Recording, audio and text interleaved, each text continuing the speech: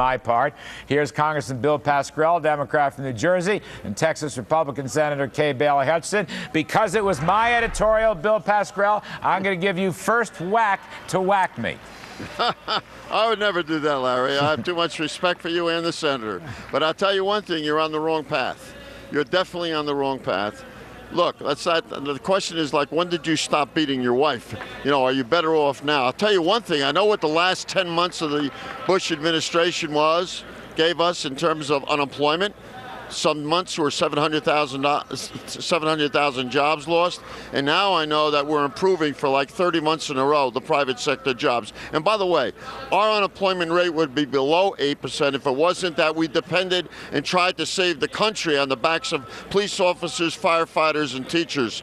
So you can't have it all ways. We need a balanced approach. We need both parties to come together to have a solution. And it's a vote. You know, Larry, I've always believed in that. All right, Senator Hutchison, I want to give you your shot. Talking about the unemployment rate, I mean, the overall unemployment rate in terms of marginal workers is actually 15%, and the participation rate has collapsed under Obama. Some people say the real unemployment rate is about 12%. What's your take? Oh, absolutely. You can't ask a person in this country if they feel better today than they did 4 years ago. Every indication, including all the things you said, Larry, but what about the fact that you can't even earn money on savings? All the president talks about is more taxes on people who might create jobs, and yet we have this high unemployment rate. We need to look at the Reagan model, lower taxes, free business to hire. Let's, like Mitt Romney said, we need to open the Keystone Pipeline. We need to get people working, and people are not working.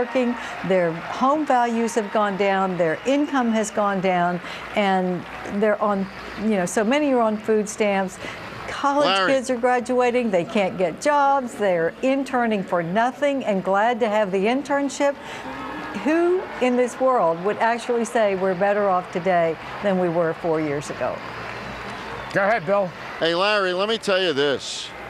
If I have to sweat in the Congress to try to bring about compromise, knowing quite well that only those at the top are going to make it, I am tired of people saying, including the senator, who I have a great deal of respect for, I support her on many of our bills, but I have a great deal of apprehension when somebody says, we want to help those job makers. It's labor in this country. It's people who put in every day, who work the streets, who works the jobs. These are the people that made America strong and will make America even stronger. Don't tell me about Larry, investment. We had investment. Excuse me. We had your type of government. We had your type of government Senator, we had your type of government from 2001 to 2009. You tell me where the jobs were created, and I'll listen.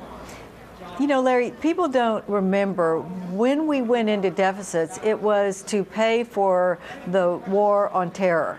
That's why we went into deficits. Now we know we've got to pull back, Senator. and yet this president keeps Bill. talking about European countries wanting them to spend more money to follow our model. That is the craziest thing I've ever heard. But we need to start cutting spending. We need to make sure that we are living within a budget.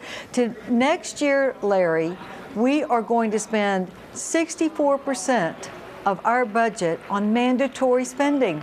That means that we can't get out of this hole unless we go and look at entitlements so that we can save Social Security and save Medicare, but do it in a responsible way. Larry, I'll tell you what the craziest thing is. The craziest thing is that the tax cuts of 2001 and 2003, when you look at a chart going out to 2020, the greatest portion of the deficit of those two tax cuts. Plus, you didn't pay for 2 wars. Plus, you didn't pay for the prescription drug plan. That's the craziest idea I've ever heard. Yeah, but I haven't heard anything better. Every time we have lowered taxes in this country, whether it was John Kennedy or Ronald Reagan, Senator, you didn't pay your bills. Increased revenue. We've increased revenue the old-fashioned way by putting people back to work so that they can pay their fair share of taxes. And those revenues did not increase, like Jackie Gleason said. You got to pay your bill.